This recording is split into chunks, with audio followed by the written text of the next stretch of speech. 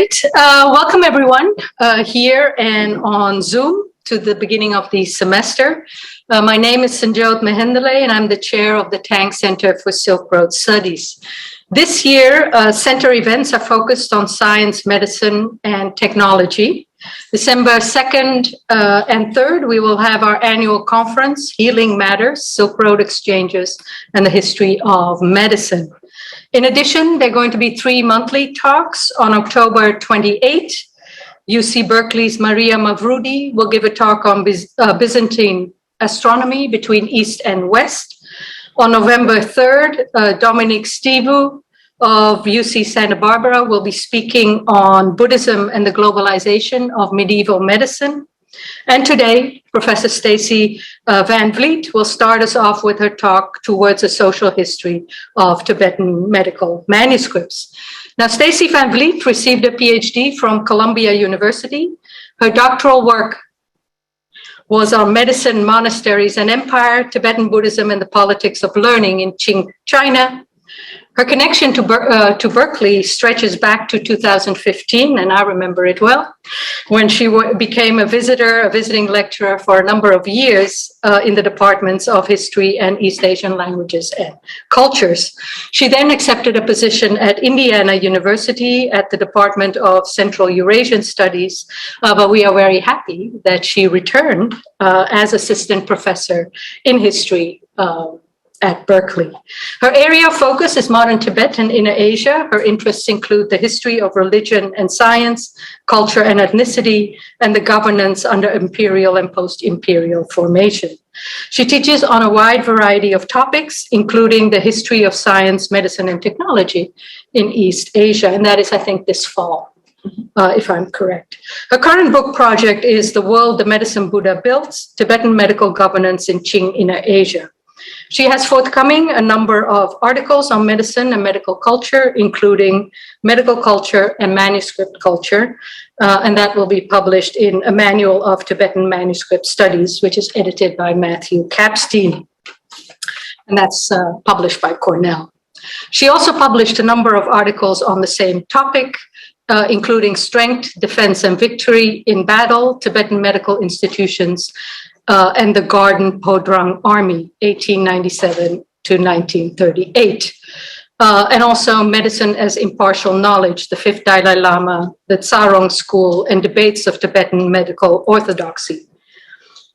With her busy teaching schedule, we are very happy that she was willing to join us today and also take part in the upcoming conference. So please help me welcome Stacey Van Vleet. And thank you, Sanjyot, for that warm introduction. Good to, and thank you, everyone who's here in person and here virtually for joining us today. I'm very excited to, and thank you to the Tang Center also for making this possible. I'm very excited to be here and to be part of this series. So Sanjyot mentioned the basically forthcoming article that my presentation today is based upon. And when I was invited to write this chapter on medical manuscripts, first of all, I'm, mainly a modernist, so I'm mainly a social historian. So I took this as an opportunity to really explore some of the historiographical questions and problems, let's say, that still are to be charted for writing a history of Tibetan medicine in general, a social history of Tibetan medicine in general. And I'll talk about more about the project over the course soon, but this is the approach that I took. Our field of, or to begin a field of the social history of Tibetan medicine, it's just simply not as developed. There's not as much foundational work in social history at large for Tibetan regions and Tibetan language literature. So there is, sort of much foundational work to be done in getting to the more interesting kinds of cultural questions that we might have about how medicine works in really across the longue durée of Tibetan history. So this talk is in the spirit of opening up this field and some of the questions, and I would be, very happy to hear from all of you about, interesting directions for future research and questions that come up in that regard. So within this tenfold system of Tibetan learning, medicine, or Sowa Rigpa, is the field most prominently concerned with the natural world and sustaining the human body within it. Over the centuries, however, Tibetan medical scholars have linked the question of how to properly care for other beings in life and as they approach death to a more abstract problem: how to translate sensory experiences of the body, as well as more subtle meditative experiences, into communicable oral and written forms. Tibetan medical manuscripts directly reflect this preoccupation with the crucial juncture between experience and writing. With their practical orientation, often provisional nature, and self-conscious reliance on a broad range of cultural sources, they provide material traces of moments when empirical observation and sensory experience were first recorded in written or illustrated form. Medical manuscripts hold a unique place within broader Tibetan language manuscript culture, and the history of their production, revision, circulation, and use can be instructive for more general processes of knowledge formation and transmission in and beyond Tibet. From 9th century instructions on moxibustion to 20th century incantations for preventing plague, Tibetan medical manuscripts are scattered abundantly today among museum, archival, monastic, and private collections all over the world. Despite, and I should say that this analysis in the images that I am showing here today represents the fruit of several research trips over some years, especially between 2011 and 2013, to private and institutional collections in India, China, Mongolia, Europe, and the United States. So despite growing international interest in Tibetan medicine since the 1970s, our historical understanding of Tibetan medical manuscripts and the social and institutional context through which they moved remains quite schematic. Pre-17th century medical manuscripts remain especially rare, although the recent publication of 2 substantial multi-volume sets of color reproductions from the archives of the Potala Palace in Lhasa has opened up a treasury of new sources. Many examples outside of Tibet, meanwhile, reflect a later flourishing of Tibetan medicine and manuscript culture, especially between the 17th and the early 20th century. Rich collections in China, Mongolia, and Russia remain as evidence of this period, when Tibetan language medical training spread within Buddhist monasteries across Inner Asia, under the patronage of local officials and the Qing imperial court. A significant number of medical manuscripts and printed texts also came to Europe, the United States, and India during this time, reflecting particular histories of colonial acquisition or flight into exile. The primary aim of this talk, therefore, is not to attempt a systematic historical survey of Tibetan medical manuscripts, but to explore the significance of manuscripts within the social history of Tibetan medicine through a few illustrative examples.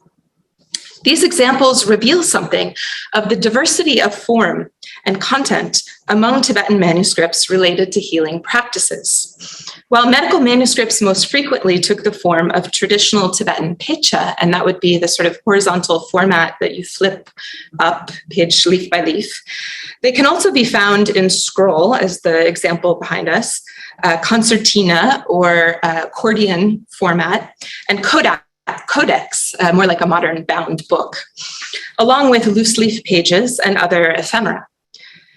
Many of these medical manuscripts consisted of chapters excerpted from longer texts listing therapies, materia medica, or ritual liturgies for reference.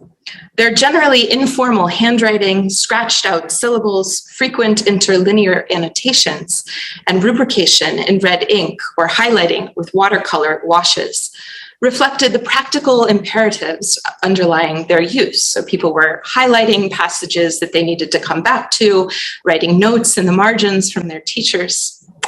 Their compact sizes also made them conveniently portable for physicians to carry when traveling or visiting the sick. Major texts, meanwhile, such as the Four Tantras, the Jushi, known today as the root Tibetan medical classic, so the most important text of Tibetan medicine, reference text that developed in the 12th century. These copies of more monumental texts appear in large formats with attention to fine lettering, ornamentation, and illustration, displaying their value as objects of reverence and art in addition to scholarly study. As with other genres of Tibetan writing, the rise of woodblock printing in the 15th century did not curtail the production of medical manuscripts. In fact, rather than monastic printing centers serving as primary sites for the diffusion of knowledge, it seems that many influential new medical texts actually appeared first in manuscript form within local family or teacher-student lineage contexts, maybe rural areas, with institutions playing only a later role in collecting, aggregating, and editing these texts into official editions. Manuscripts were also closely linked to pedagogical practices, with fragmentary jottings, charts, and sketch drawings testifying to the key role of supplemental oral and practical instruction in medical teachings. And the doodles on these two texts that I'm showing here are not necessarily pedagogical in nature, but do show you that students have always, their minds have wandered and they will doodle in the margins. As we shall see, medical manuscripts not only provide valuable insight into early developments of medical knowledge and practice, but also remained a crucial vehicle of medical innovation through the 20th century. Just to give you an idea of where we're going in this talk, the first section will begin with the earliest extant examples of Tibetan language texts related to medicine in the Dunhuang, found in the Dunhuang caves and dated to between the 9th and 10th centuries. The second section, we will move to really the next earliest available examples. So there's this sort of break where we have basically nothing, right, for 2 or 3 centuries. And then we have a few extant examples from the 12th century forward. And then there, as I mentioned earlier, there's a sort of proliferation of texts beginning in the 17th century for reasons that we will look at. This is not a strictly chronological text, but this is, as I said, meant to give you an idea of when the examples are dated to, and then also certain themes, right, that are reflected at these different times that continue then into later examples. So to start with the Dunhuang manuscripts, a much cited tale from the 14th century tells of the king Trisong Detsen, 8th century, conceiving a plan to propagate medical knowledge in Tibet during the golden age of Tibetan Empire. Feigning illness, the Tibetan king sent his ministers to recruit physicians from neighboring regions for a demonstration of their skills. 9 physicians answered the call from places, depending on the variation of the story, including lowland India, the Himalayas, Kashmir, Nepal, and Dolpo, Turkic or Uyghur lands, Drugu, Persia, Taksik, the Byzantine Empire, Trom, thought to derive from Rome, right, and China. King Trisong Detsen subjected these foreign physicians to a test, which required them to perform pulse diagnosis by means of a silk thread attached first to the paws of various animals, and then to the royal hand. After the physicians successfully recognized the king's healthy pulse, the king rewarded them with rich gifts and entreated them to translate texts from their native languages into Tibetan. In this 14th century narrative, King Trisong Detsen is remembered not just as a Dharma king, but as a visionary patron of Buddhist and non-Buddhist foreign medical experts. The tale of Trisong Detsen and the foreign physicians evokes an eclectic landscape of medical scholarship that is borne out in the earliest documentation of Tibetan medical history. While most early Tibetan medical sources are known only through later edited versions, several manuscripts in the Tibetan script from the Dunhuang grottos provide evidence of healing activities datable to the 9th and 10th centuries. And I should say that the person who has really done the work on this, the most work on this, and has recently published a wonderful book, Reorienting Medicine Along the Silk Roads, is Ronit Yueli Tlalim. Taking the form of practical manuals rather than theoretical discourses, these manuscripts, all from Cave 17, consist of 2 texts and 1 diagram on moxibustion. Also, 3 texts covering assorted prescriptions and treatments, including bloodletting, fumigation, emetics, massage, horn cupping, dietary recommendations, and ritual cures.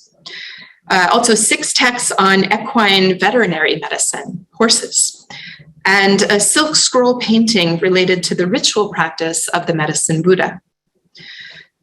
Recent studies have found the Dunhuang manuscripts to contain many references to foreign medicine, including medical treatments from India, Drugu and Shangshung, loanwords from pharmaceuticals taken from Chinese, Persian, and Arabic, and exotic goods, including Khotanese sugar, Kashmiri silk or Persian brocade, and Persian paper to fumigate and cauterize a bloody nose with the ashes.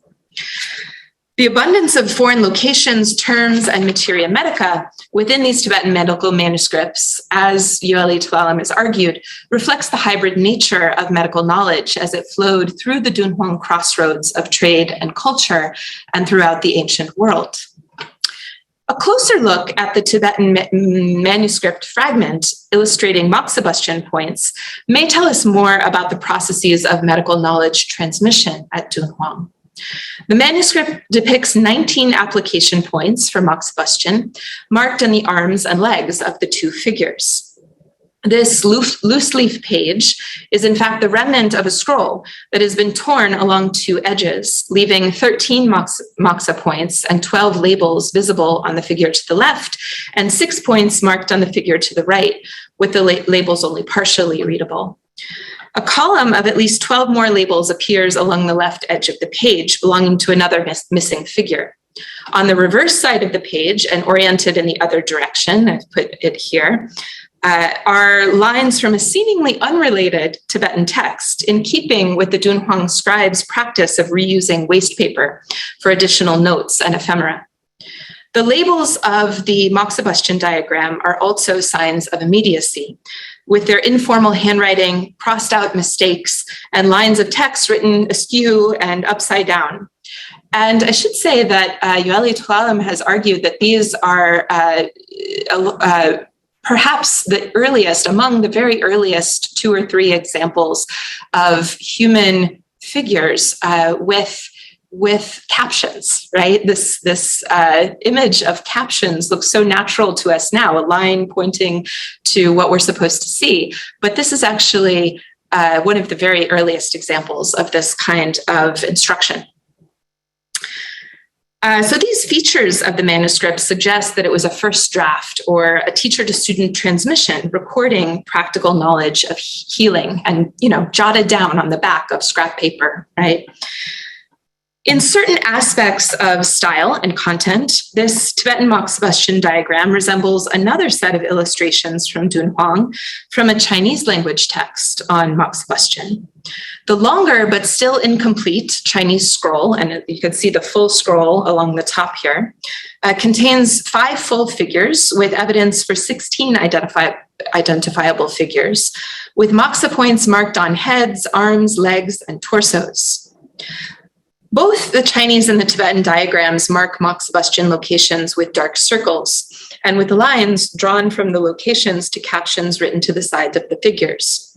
While the Tibetan captions convey the name of the moxa point, generally related to its location, and sometimes including the number of finger widths to find its place on the body, which is a measurement convention continued in later anatomical art, including Sanjyot Gyatso's famous 17th century paintings that we'll be looking at later. In addition to this, the Chinese captions give additional information on the illnesses treated and the number of cauterizations to perform on each point. The Chinese text also has summary paragraphs related to some of its diagrams. While no additional related text is visible on the Tibetan manuscript fragment, similar information is given within the separate moxibustion texts found in the same Dunhuang library cave. The Tibetan figures are sketched in partial and complete profile with arms and legs akimbo, while the Chinese figures are shown in anterior and posterior views with straight legs and arms at their sides. Some stylistic details of the two sets overlap, such as the top knots of hair, round knobbed knees, and elongated fingers, toes, and ears, showing Buddhist iconographic influence. Curved lines marking muscles and ribs also assist with locating specific moxibustion points in both Chinese and Tibetan language diagrams, although the Chinese figures are more detailed in body features, while the Tibetan sketches are more detailed in facial expression. In keeping with the modesty characterizing early Chinese art, the Chinese figures wear loincloths, while the Tibetan figures suggest nudity without anatomical detail. Similar to the informal nature of the Tibetan diagrams, the Chinese illustrations were copied, according to scholar Vivian Lowe, with a remarkably sloppy manner, with seemingly careless mistakes and at least one act of mischief where a face is drawn on a posterior view of the body. So you see the buttocks and the head facing out together. The rough but accessible style of the Chinese moxibustion diagrams has led to a characterization of them as part of a culture of medicine that bridged scholarly or more to the point literate practice with popular practice. While some of the moxa points of the Tibetan diagram correlate with points from the Chinese set, the Tibetan illustrations are not a simple reproduction or translation. However, they can be considered part of a common social milieu of medicine, not only transcending barriers of scholarly and popular use, but also linguistic cultures. The material features of the Dunhuang moxibustion diagram remind us of the usually unstated role of multilingualism in generating medical knowledge within early and sometimes later Tibetan texts. The prefaces of both Tibetan and Chinese moxibustion texts from Dunhuang are suggestive of how monolingual medical manuscripts came to be typified by hybridity. In the Chinese text, the compiler claims to have abridged and combined the techniques of a number of medical teaching lineages in order to provide a practical medicine, this is a quote, for those outlying regions who can't get a hold of sophisticated drugs, unquote. A Tibetan colophon gives a similar explanation, claiming that its methods of analysis, qi, are not to be found even at library archives, and that it collects all of the medical writings along with the, quote, indigenous techniques of shangsheng.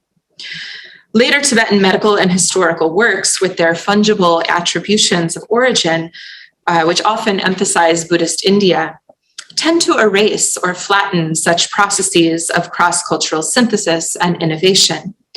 Nevertheless, the moxibustion points described in the Tibetan manuscript at Dunhuang continue to inform Tibetan medicine, overlapping with the points elaborated in the Four Tantras and other later texts, as well as contemporary practice. And now we'll move on to the 12th century. The end of Tibetan Empire was later followed not only by a renewed flourishing of Buddhist literature in Tibet, but also of medical texts and translations. Among Tibetan medical scholars, this classical period is best remembered for the codification of the Four Tantras in the 12th century. Recent scholarship has also identified several prior sources for the Four Tantras, confirming a diverse early landscape of medical works. Today, however, the only known manuscript versions of these texts date from the 12th century onward. By this time, unlike the Dunhuang materials, medical manuscripts reflected the pervasive influence of Buddhism, both in their content and their form. The most famous example of the growing relationship between medicine and Buddhism is the Four Tantras' internal claim to be the direct speech of the medicine Buddha. This attribution sparked fierce scholarly debate, however, as the Four Tantras gradually gained widespread adoption in different sectarian contexts. Contemporary scholars have understood this debate primarily as a question of authority within histories of medicine, Tibetan histories of medicine, wherein scholars staked claims over the origins and subsequent transmission of the Four Tantras through their own families or teacher and student medical lineages. But also, as these terms suggest, these Tibetan terms for the medical history genre, a more fundamental question considered what kind of Buddhist framework, kok, could be constructed, should be constructed, bu or bu, it's different spellings of that, to support the theory and practice of medicine. So different lineages, right, and increasingly different sectarian contexts of medicine also supported different doctrinal and ritual frameworks for practicing medicine that could have impacts, for instance, on the content of recipes that were prescribed, variations on recipes, right? Tibetan scholars used lineage claims to embed medical texts within specific systems of Buddhist thought, meditative discipline, and ritual practice.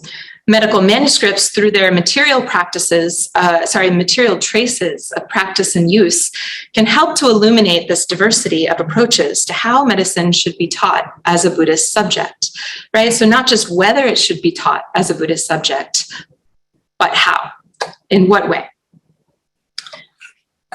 Following the format of Buddhist illuminated manuscripts, classical medical texts used illustration not to explicate techniques, right, practical techniques, as in the Dunhuang moxibustion diagram, but to highlight primary figures associated with a work's origin and lineage transmission.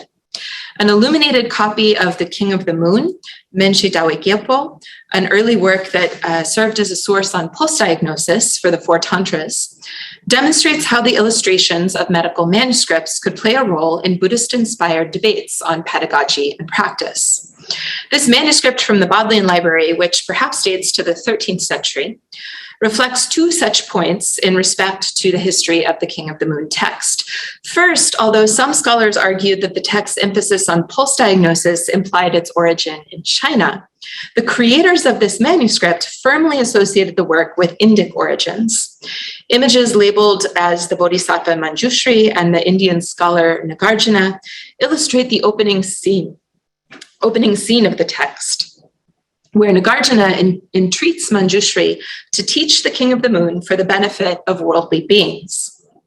Second, within different versions of the text colophon, medical scholars debated the lineage transmission of the King of the Moon.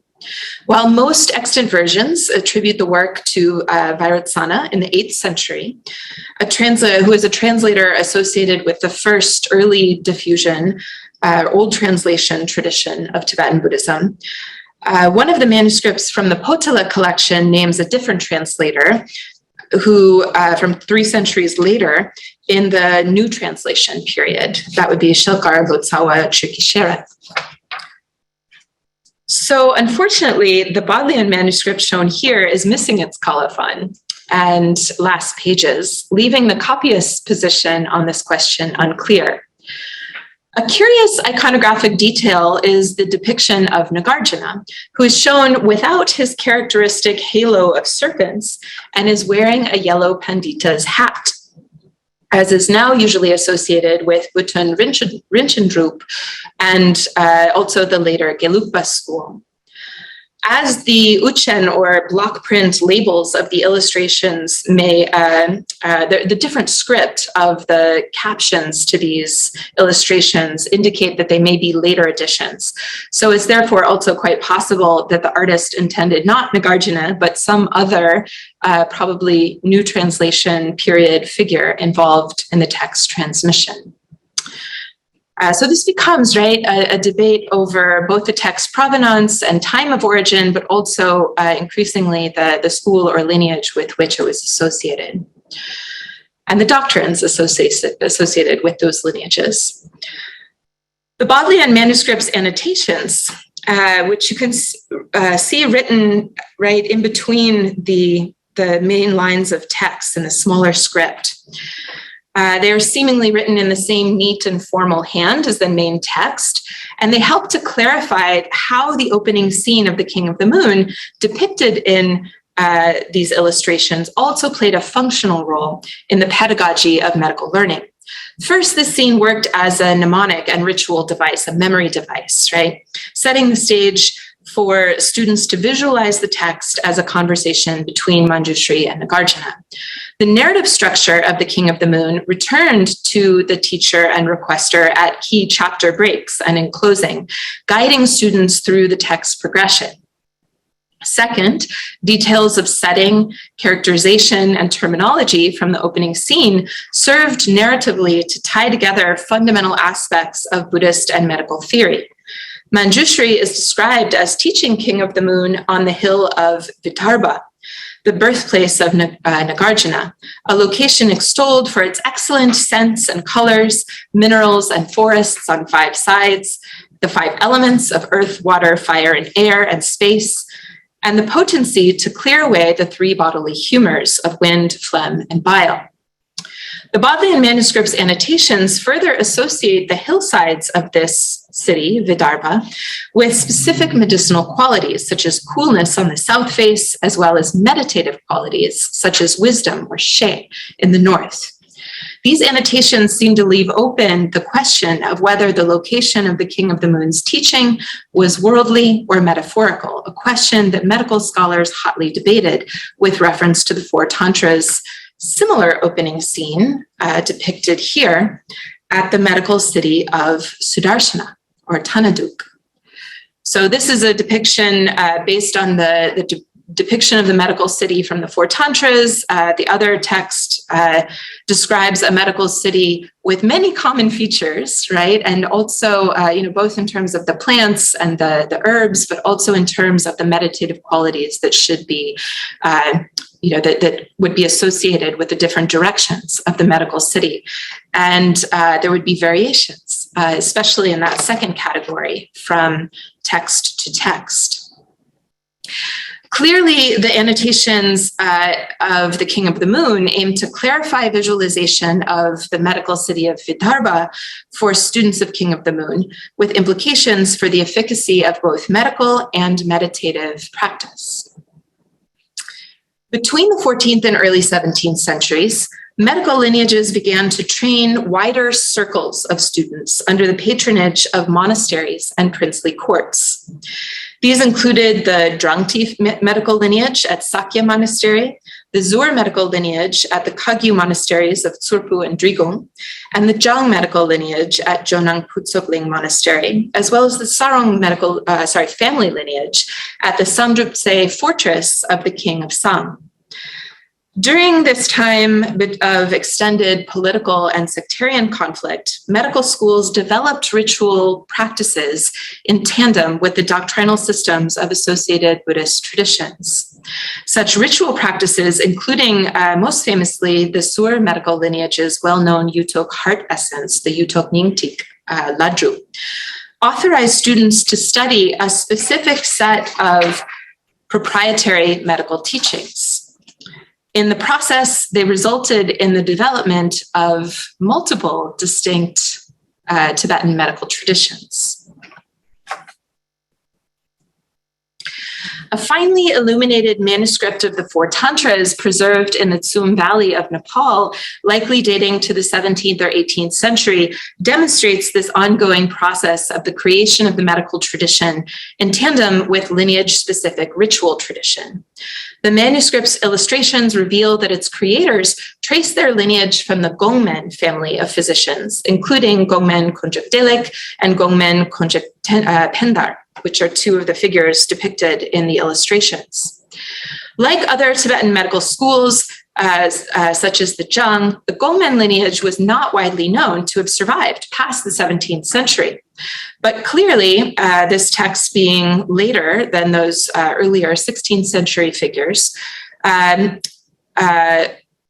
clearly, and past the point of Jesusangi Gyatso in the 17th century, clearly this lineage continued on a regional scale. Both the illustrations and the final colophon emphasize the revelation narrative of the Four Tantras as a treasure text hidden within a pillar at Samye Monastery and later discovered by Drapa Nunche. The manuscript's final illuminations, however, add two unusual images to this ritual pantheon: the adamantine fierce Garuda and the treasure guardian King Shinchajen, who is an aspect of the King of Qualities protector deity Pehar Gyalpo. These protector deities situate the Tsum Valley Nepali manuscript within a ritual system that is distinct from other treasure lineages that cite Shanglung Dorje Dundul as a main protector deity of medicine. So protector deities start to also indicate to us major divergences within medical lineages. Significantly, Shanglung Dorje Dundul is especially associated with Dratang Monastery, founded by Drapa Nunche, the figure who is most often associated as the treasure revealer of the Four Tantras.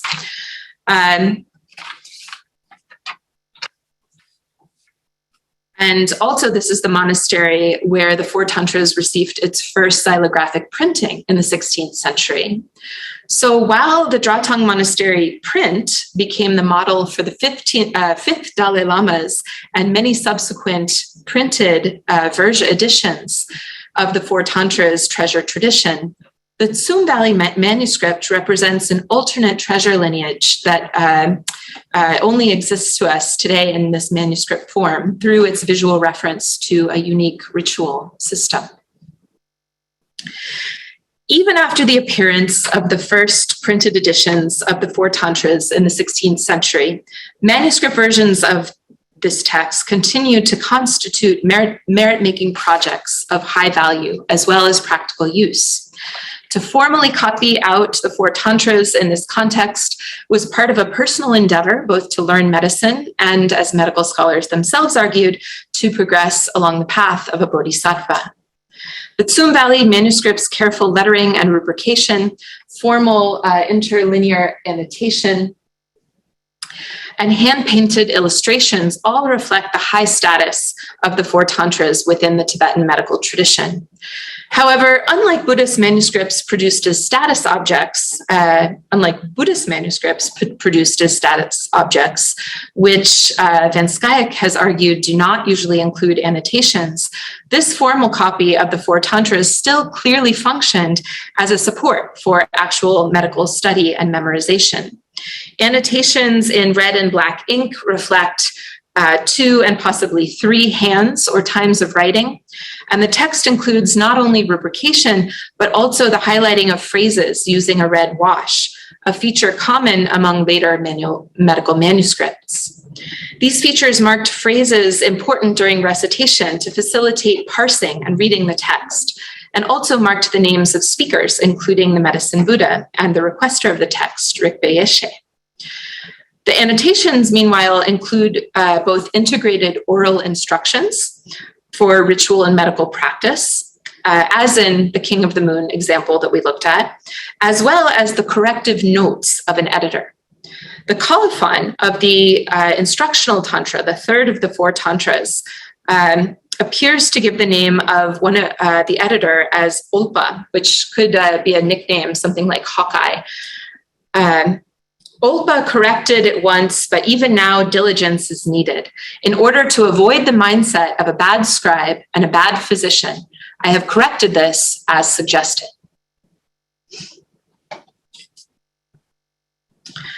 Okay, and for our last section, we'll move to the late 17th century.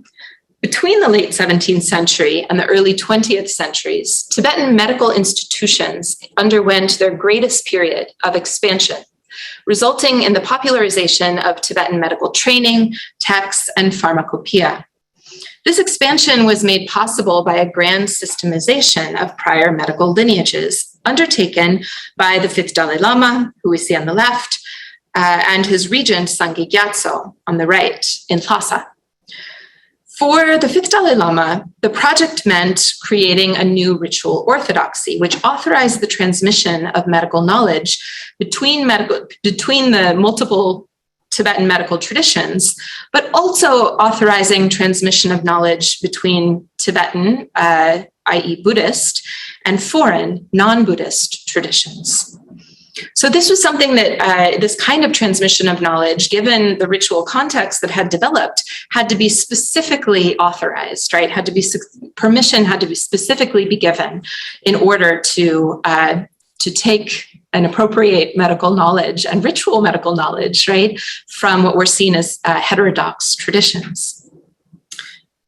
For Sangye Gyatso, this systemization meant creating comprehensive new medical textbooks and an innovative set of medical paintings, which supported his centralization of training at the medical monastery of Chakburi in Lhasa.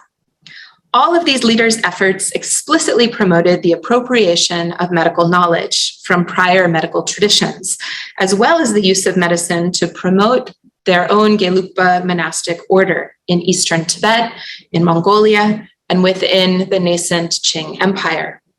So this was, medical missionaries were also very much a phenomenon of this time in this place. Although widely remembered as an ecumenical effort, the Buddhist frameworks of prior medical traditions became greatly altered through the process of selecting and editing their medical manuscripts to create orthodox editions that were then published in woodblock editions, xylographically.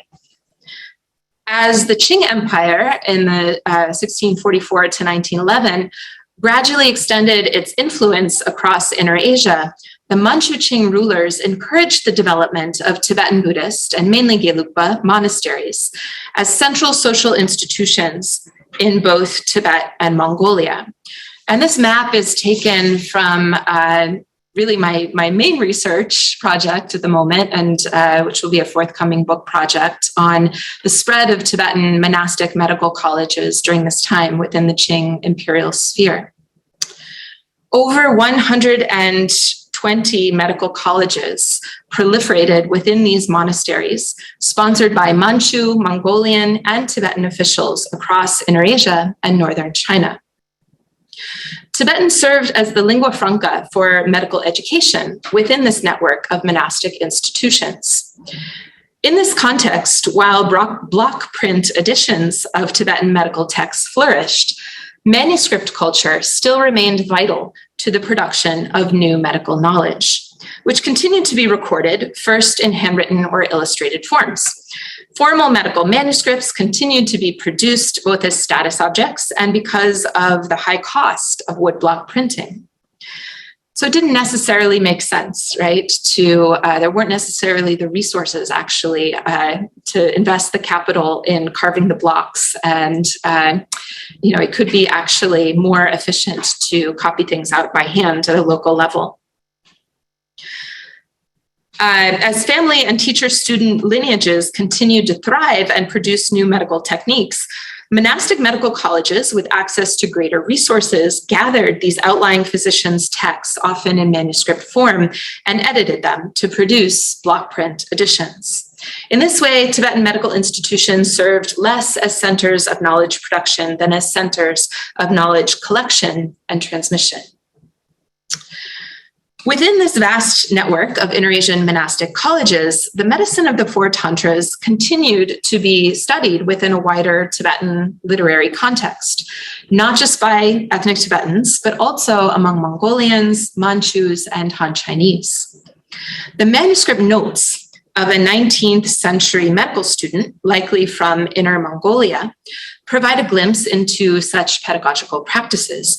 On the recto, the reverse side of this one folio manuscript, the student has sketched a 3-column table with decorative border doodles, listing various qualities and substances related to the three bodily humors of wind, bile, and phlegm.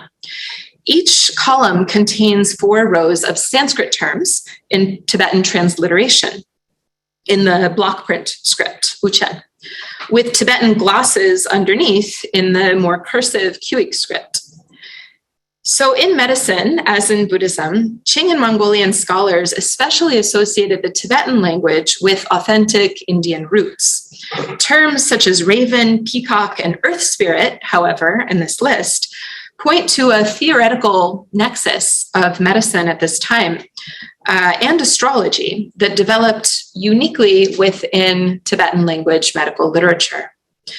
While the Four Tantras refers obliquely to astrological theory, particularly in relation to methods of urinalysis, this student's notes clearly rely on supplementary texts and on explanatory oral instruction of a teacher.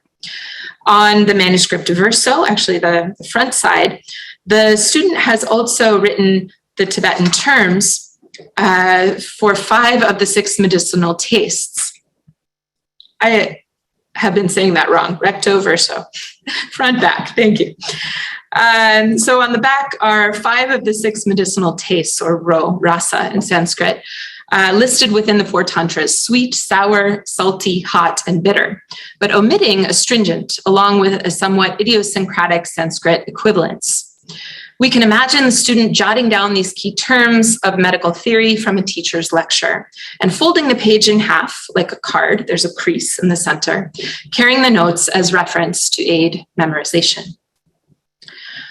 With the rise of commercial markets tying inner Asian regions closer to Qing China, Tibetan medical manuscript culture also began to reflect demand among wider imperial, including non-Buddhist audiences.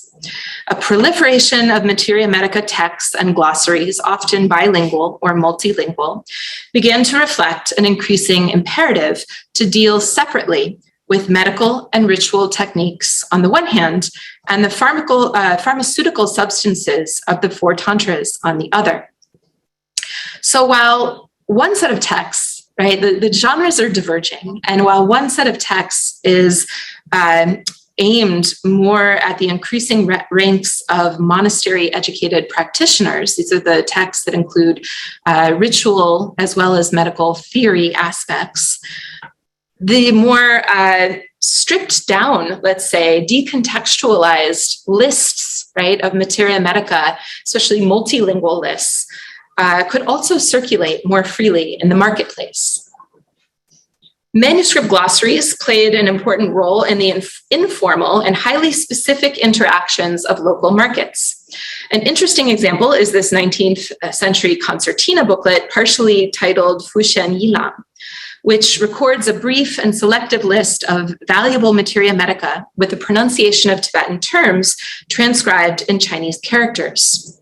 2 stamps on the booklet's title page indicate that the manuscript was held among the Western scrolls of the official records of Yonghagong, the major monastery, the primary Tibetan Buddhist monastery in Beijing, within its Tibetan collection, and this is written in by hand.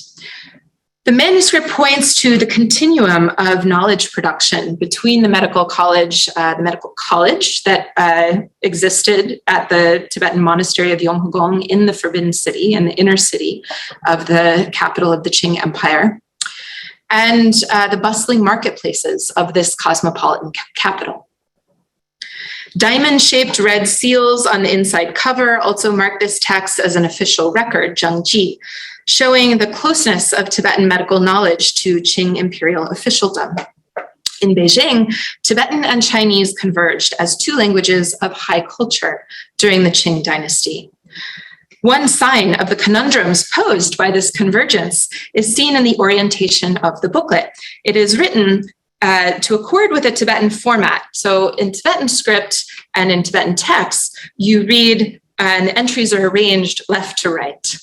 However, in the Chinese classical texts of this period, as you all know, you're reading right to left, right? So the cover of this manuscript is placed according to the Chinese convention, which would lead readers to open the accordion from the end of the book, right? And then you would have to sort of flip back to get to what from a Tibetan perspective should be the first entries. The Materia Medica recorded in the Fuxian Yiliang begin with the three main varieties of myrobalan, Aurora. So Aurora is described in the four tantras as supreme among Tibetan medicines. And there's no question in that respect that, it should be the medicine with which the book starts, right, at the left-hand side. Also included in this manuscript are the great medicines of mercury, white and black aconite, which in Tibetan medicine call for preparation through ritual and alchemical purification techniques. Many of the remaining substances fall within the class of wood, nectarous, plateau medicines, and within the herbal class of the medicines of the five roots in Zangi Gyatso's Blue Barrel commentary. These include exotic spices, fruits, and perfumes likely associated with Indian origins: clove, nutmeg, cardamom, saffron, ginger, pomegranate and mango, white and red sandalwood, frankincense, and musk. Musk, of course, being a famous Tibetan-derived ingredient. Others are considered useful in the four tantras for the treatment of blood disorders such as red lac, Indian madder, bear bile, and crab, or in the bloodletting treatments especially popular among Mongolians such as moonseed, elecampane, myrobalan, and long pepper. Despite the relationship of these ingredients to one another within a Tibetan medical classification scheme, however, this text's omission of any Tibetan commentary or Buddhist framework, right, and its adoption of the material features of Chinese books reflects an orientation towards the medical market of Qing China.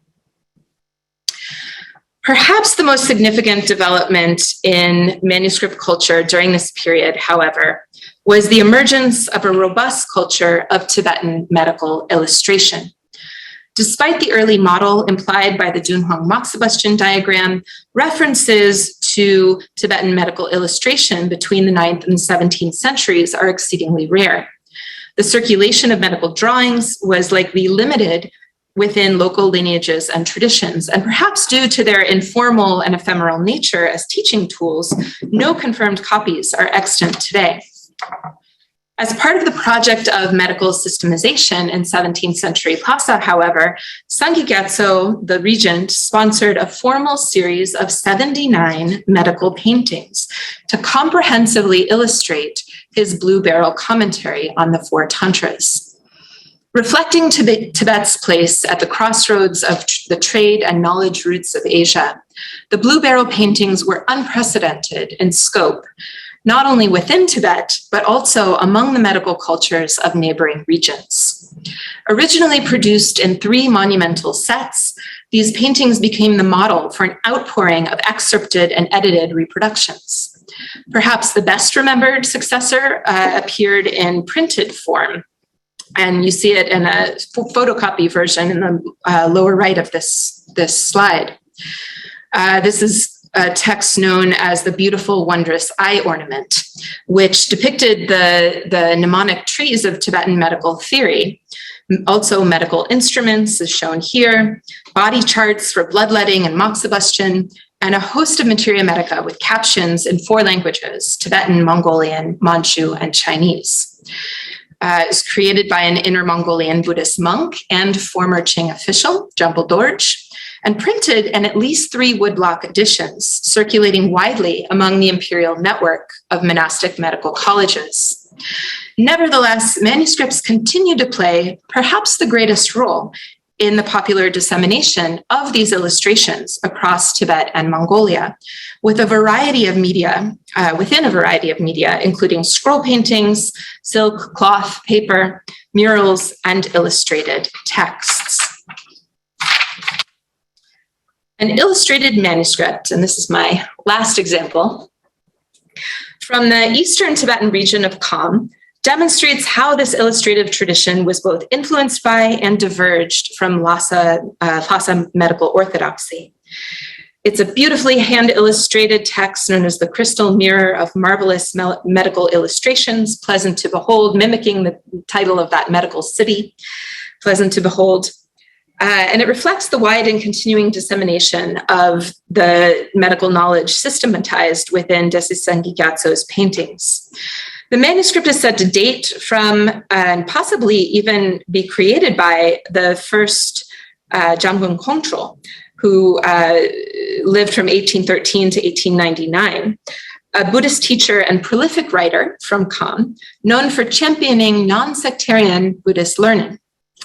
In addition to studying medicine and traveling widely, Jamgon Kongtrul was a leading figure at Pelpung Monastery in Kham, eastern Tibet, where a great medical center had flourished since the 18th century.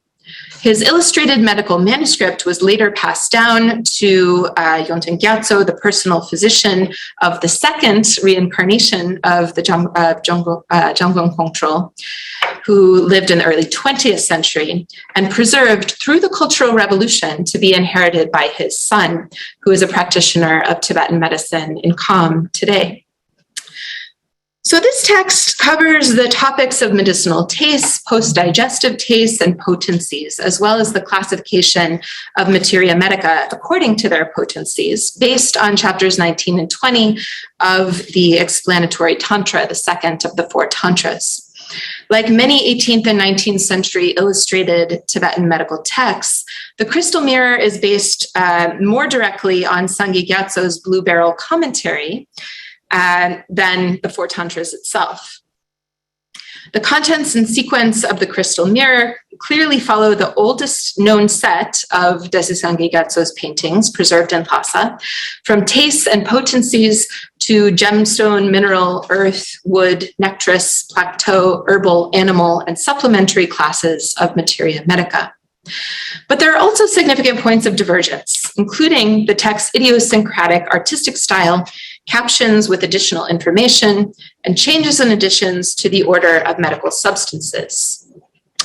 The illustrations of the Crystal Mirror display many of the artist or artists' own touches, departing from its source material in certain details of roots, leaves, and flowers, as well as the poses of animals and finely rendered open mouths and legs in motion. While the Blue Barrel paintings are also well known for their attention to detail and basis in personal observation, the Crystal Mirror conveys its creator's own sense of familiarity with many of its subjects. Like the Blue Barrel illustrations, however, the Crystal Mirror is mainly concerned with supporting the identification of materia medica through a focus on their outward appearance. Although anatomy and the derivation of drugs from animal bodies receive greater attention than in contemporaneous Chinese Bansao texts, the Crystal Mirror's images similarly betray a main focus on nomenclature rather than on the medical properties or usage of the substances. In this sense, artistic departures are a matter of visual style rather than the changes in the relationship between images and texts. The text remains essential for comprehension of the work's medical content. While the captions to the Blue Barrel illustrations are usually quite brief, Crystal Mirror in many cases imparts additional information, especially on the section on plants. Such information might include notes on appearance, tastes, post-digestive tastes, therapeutic potency, methods of growth and cultivation. And as a rule, these longer captions are drawn directly from the Blue Barrel commentary, not citing additional experts or personal observation. Even as the manuscript passed to subsequent owners, additional information written in a distinct hand continued to follow this precedent. While the Crystal Mirror's additional text boosts its profile as a medical text, rather than a universalist encyclopedia or natural history, its recourse to mainly a single classic source stands in contrast with Sangye Gyatso's original methodology of comprehensive quotation and empirical observation. It would be a mistake, however, to dismiss the Crystal Mirror as simply derivative of Lhasa medical orthodoxy. The manuscript's most significant interventions come in its deviation at times from the identifying terms and sequence of substances from the paintings, the Blue Barrel paintings. Certain substances differ in the sequence given for inferior and superior varieties. while others are rearranged to indicate greater prominence and closeness between varieties. Because terminology describing the nature of drugs and pharmaceutical techniques often held moral overtones among the medical traditions of the region, such rearrangements could hold multiple layers of meaning.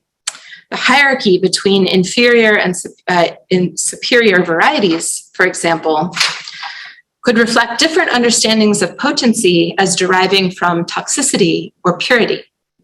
Indeed, the crystal mirror often demonstrates interest in these debates through its attention to substances with notoriety in Tibetan medicine, such as black aconite, which receives a long caption noting its nature as both a medicine and a poison.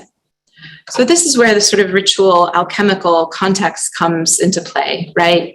Is your process in producing effective and potent medicines, is it a process of purification, of using transgressive substances and rendering them pure through the realizations of your practice?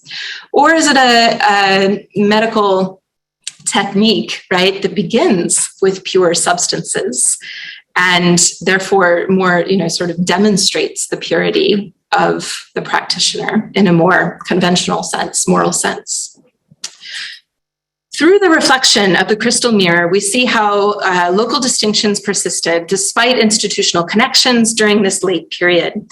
Regional variations persisted in identification, classification, and even theory far after the 17th century project to systemize materia medica.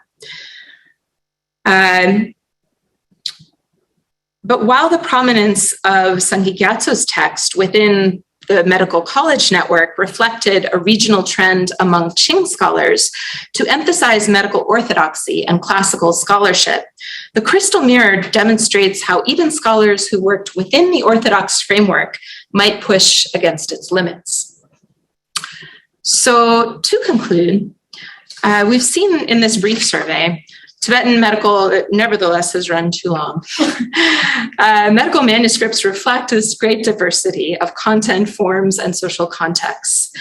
The material features of the manuscripts draw attention to how they bridged scholarly and popular practice. They blurred boundaries between linguistic cultures. Manuscripts reveal the hybrid nature of medical knowledge as it flowed both into and out from Tibet. And at the same time, manuscripts help to reveal how claims were staked that helped to define lineages and traditions, and how medical texts were placed within a wider Buddhist literary culture that shaped medical pedagogy and practice with a diversity of approaches. Manuscripts draw our attention to the creation of medical tradition in tandem with lineage-specific ritual traditions. Not only do manuscripts highlight how ritual authorization practices serve to distinguish proprietary medical practices, but also how medical learning became embedded within specific systems of Buddhist thought, values, meditative discipline, ritual, and medical practice. The evidence of manuscripts sheds light on projects of medical systemization and orthodoxy, and also their limits. From formal editions to high-status text to first draft fragments, manuscripts open a window into how practical knowledge of healing was recorded and transmitted. While medical scholars tend to elide practices of processes of abridgment, synthesis, and innovation in the reproduction of texts and the integration of oral teachings, the material features of manuscripts bring them back into focus. Copying manuscripts could make you a better physician and take you further down the path of a bodhisattva. Within an expanded early modern institutional network of medicine, manuscripts often played the role of recording innovation, and by contrast, printed texts largely served as repositories of collected knowledge, authorized by institutions to be transmitted on a wider scale. Because of the high cost of woodblocks, even after the first printed editions of the Four Tantras in the 16th century, manuscripts continued as merit-making projects of high value and practical use also. In particular, with the rise of a tradition of medical illustration, manuscripts remained an important vehicle for conveying information about substances in multilingual contexts. In the context of burgeoning commercial markets for medicine, manuscripts began to increasingly reflect the separation of medical learning and practice from Buddhist institutional contexts. So medical manuscript culture remains robust, and even with the advent of digital fonts and technologies has not ceased even today. The marginalization of Tibetan as a minority language and the rise of Mongolian, Chinese, and other national languages in areas previously connected by Tibetan as a literary lingua franca of high culture has meant that during the periods of colonial encounter, revolution, and exile, it remained cost-effective and especially outside modern state-sponsored institutions to produce and disseminate medical knowledge first in manuscript form. Most recently, however, as the number of medical authors literate in Tibetan has contracted, and they are more likely to be affiliated with modern institutions, the production of medical texts and images have taken on new digital forms wherever Tibetan medicine is taught and practiced. So thank you for staying with me for all this time, and I look forward to any questions or comments that you might have.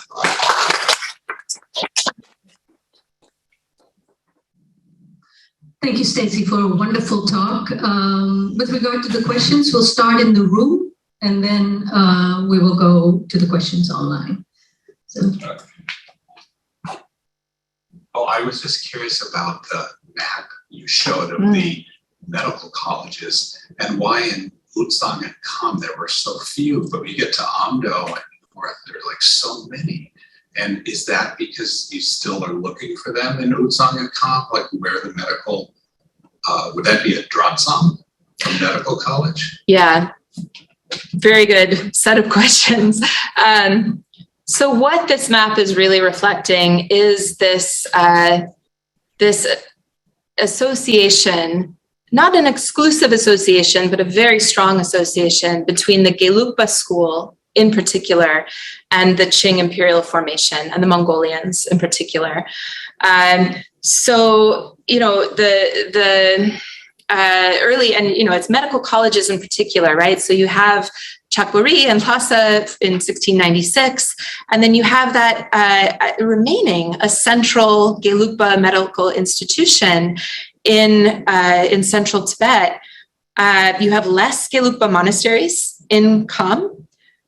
You have a different relationship between Utsang, central Tibet, to the Manchu administration, right? So the Manchu imperial administration is much more pervasive in or deep in these areas to the northeast, right?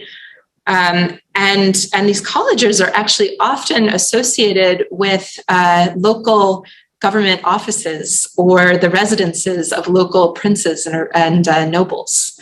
So there is a sort of administrative relationship in that sense, connected to the title structure and funding flowing through the imperial formation, often through local initiative rather than central court initiative.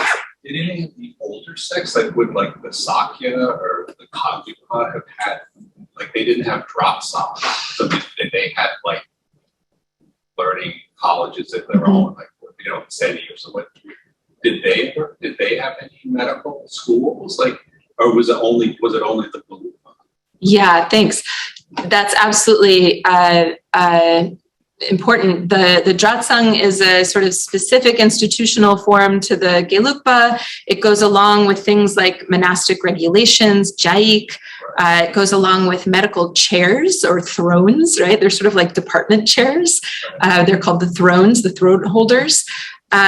Examinations, right? All of these are specific features of Drotsang.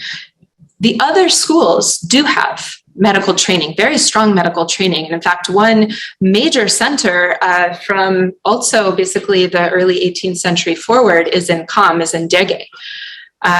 Major non-sectarian center for medical learning. But they had different pedagogical practices. As far as I know, they did not have a sort of examination structure.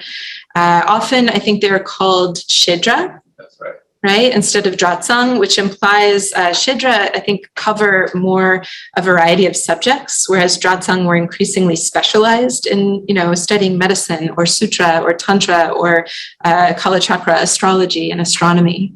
So there's that distinction. Thanks. Right. Mm-hmm. Any other questions in the room? Keela, hang on, let me get the. I was just struck that the crystal mirror is in a private collection. Mm. Is that something scholars have access to, or is there just a copy of it floating around? Yeah, so I had mentioned that the text was passed down through the Cultural Revolution, right, through the family lineage of these physicians connected with Jamgon Kongtrul and Kam. And so the current lineage holder, descendant of this medical family lineage, is the holder of this text. And, gave me permission to share it, and but did not want to be actually specifically cited by name.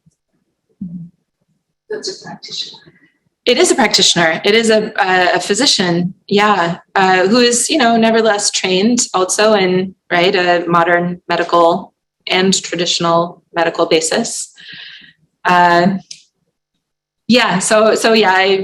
met him traveling in that region, basically. Mm-hmm.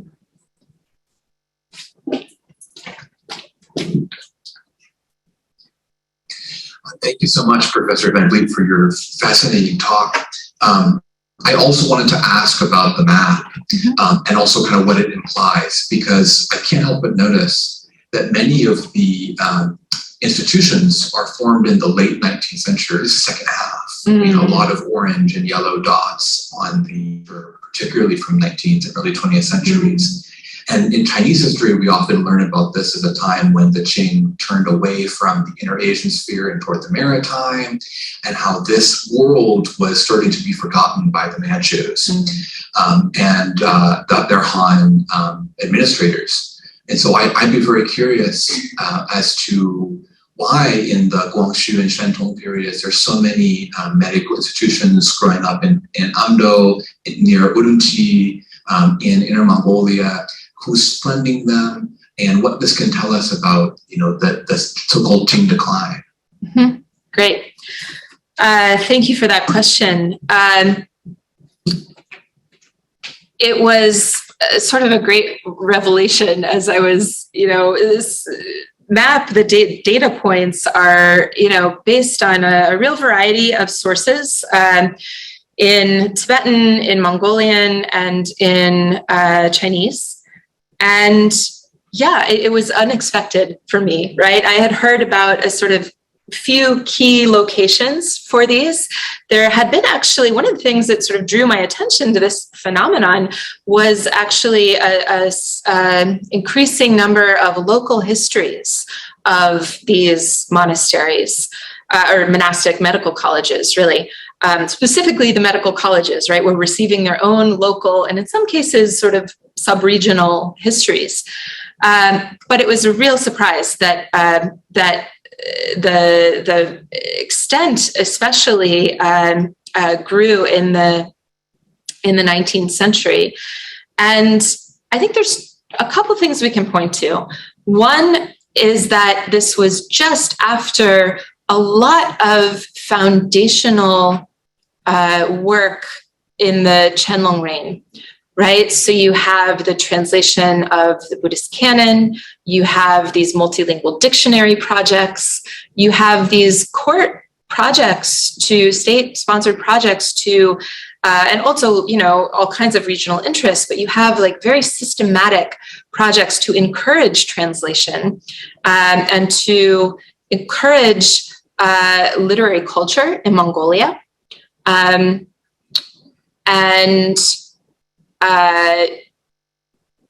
along with that, you have, I think I mentioned, right, the relationship increasingly between sort of local administrative office, whether they're the yamen or, what the princely monasteries, Beitsa Miao, sort of especially sponsored by local rulers, right?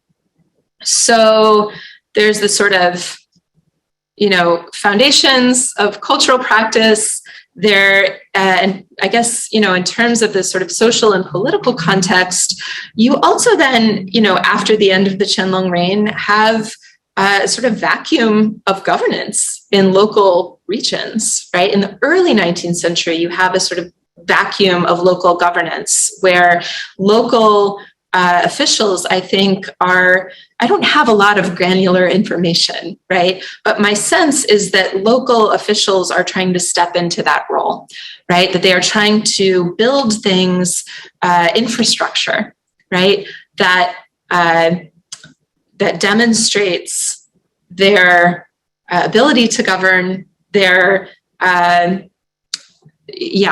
influence. And also medical colleges in particular are, and this is actually repeated in the sources that I look at, medical colleges in particular are considered highly symbolic in terms of social healing, right? In times of war or after times of war. So oftentimes you'll have a big conflict and then a medical college will be built after the peace treaty, right? So in a time such as the early 19th century of high conflict, there's also, I think, a great desire to bring peace and stability and healing. And this then also, when you get into the mid and latter 19th century and even the early 20th century, starts to bleed into, governance projects that are increasingly written about in, let's say proto-nationalistic terms, right? That these local medical colleges that are starting to adopt, certain aspects of, what we would think of today as modern medicine, right? Still very much grounded in Tibetan medical theory of the four tantras, but starting to modernize a bit. And, that then in an early 20th century context, those medical colleges, again, can be demonstrative of local Buddhist governance, right? The Buddhist governance still works. It's still effective. It's still efficacious in that context. Thank you. Mm-hmm. We'll move to questions online, so I'll pass the mic to Frank. I'll relay a few of these questions. I'm just going to read them out. Since the copying of many of these books was also done for personal merit on the path of enlightenment, I wonder if it was more popular for these ancient scholars to complete these tasks in a rote manner, or if they actually learned medicine throughout this process. Perhaps this culture was followed in order to give scholars both of these opportunities. So I think this could vary. I think actually with manuscripts in particular, and the manuscripts that you see from these, more remote or lesser known lineages, they are actually being copied by, students of the medical lineage, right? Students who were themselves very much invested in the learning the practical medical techniques and treatments.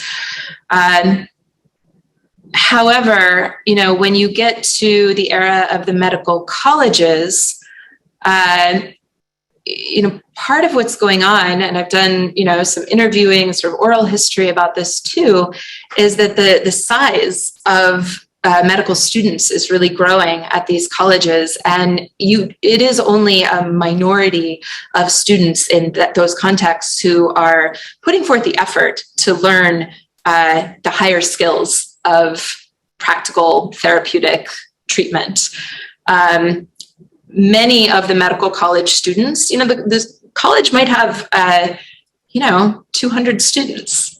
But they may only have a handful of disciples of the medical teacher, right, who are really in a serious way learning medical practice. So in that context, I would say, copying is, certainly associated with sort of broader merit-making practices and not necessarily the attention to, but, even, these lesser trained students still, might have just enough, right? So that there's anecdotes of the monks going out and begging for alms in the local community and bringing a little bag of medicines, right? Sort of, handful of, quick fixes that they could pass out, not very tailored, right? But they're, a handful of specialties that they might still have with them.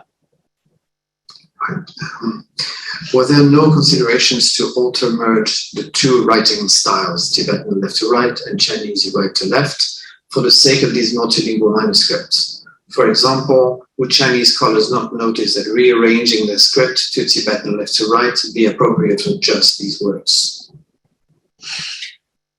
So, my sense is that the manuscript that we looked at here, that the Tibetan script was probably rendered by someone in Inner Mongolia, or closer, and so while these students far afield from central Tibet would be using Tibetan as a literary language, there is a lot of variation, many would say mistakes, being made among these students and scholars for whom Tibetan is not necessarily their primary vernacular language, right? So in terms of that level of, I haven't seen any of examples of it. Did it occur to people? Surely, why not? But I haven't seen any examples, and it was striking to me that there was this sort of, what might be considered a mistake, right, in this context of putting together this book. So certainly someone who was, whoever it was, who was less familiar with one or both of the languages in question in that manuscript. Mm-hmm. How do historians fill in the gaps between times where Tibetan manuscripts are missing? How can physicians today use this manuscript as applications to their own practice? Good, two separate questions. So in terms of the missing manuscripts, right, this is when, philology and literary scholarship really play a big role. That often, the later texts I mentioned that a lot of these texts quote from earlier texts, and that's how they're actually putting together information, right, is not necessarily always on their own personal observation, but by sort of culling knowledge and quotations from earlier sources. And so, when historians look, right, at those later sources and see evidence, you can see these quoted evidence of earlier texts and, try to look for earlier examples that might be extant of those texts, or if they're not found, still if enough, mention, you can establish that those texts probably did exist at an earlier point through other means. And the second question was, how do physicians can use these manuscripts today? Yeah. So still using especially the canonical text of the four tantras. I say canonical in the sense of the root text, right? The most important medical text, the four tantras, still very much something that every student of Tibetan medicine today actually not just reads, but memorizes the entire text. This is a part of the Tibetan pedagogy as well, right? That you need to memorize that text first, cover to cover, 4 volumes, before you move on to learn and read the commentaries that give you then additional information and explanation. So manuscripts in particular, I mentioned, how, it's still very, you know, in a lot of contexts easier, right, for people to jot things down by hand.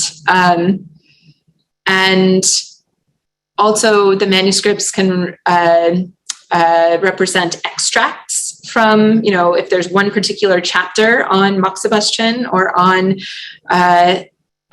you know, any massage, right, kunye, you can extract it from the larger text, maybe by just copying that small section. So you can bring it with you, right, for reference. I came across, you know, people who were writing down by hand histories of, again, their medical college, their medical lineage, that was, you know, considered very personal and local. They were surprised that someone from outside was interested in these stories sometimes. And so they had only written it, right, in a handwritten version for their own students, basically, locally. Mm-hmm. Final question, and there's a lot of Tibetan terms, so I'm sorry if I butchered them. Is there a relationship between 5DL and Desi Sangye Gyatso's medical system with the astronomical system, the Vaidurya Dgapo? Yes. This is something that deserves attention. But the Vaidurya Ngumbo is the Desi Sangye Gyatso's commentary on medicine. The Vaidurya Karpo is the commentary on astral learning, astrology, astronomy. And, you know, I think that the more that we look at these texts together, also the historical texts, the Vaidurya Serpo, right, that there is a sort of, it's all part of what's been called the state building project of Desi Sangye Gyatso and the fifth Dalai Lama. And so they're creating, right, common narratives, historical narratives, common systems, ritual and doctrinal systems. And so I think that, you know, my prediction would be that there would be much common ground between, you know, maybe certain interpretations, doctrinal interpretations, etc., that are found in the commentaries on medicine and on astral learning. Mm-hmm. No more questions. Then I want to thank Professor Van Vleet for a wonderful and an excellent lecture. And I want to thank everybody for joining us in person and also online, and hope to see you next time. Thank you very much. Thank you.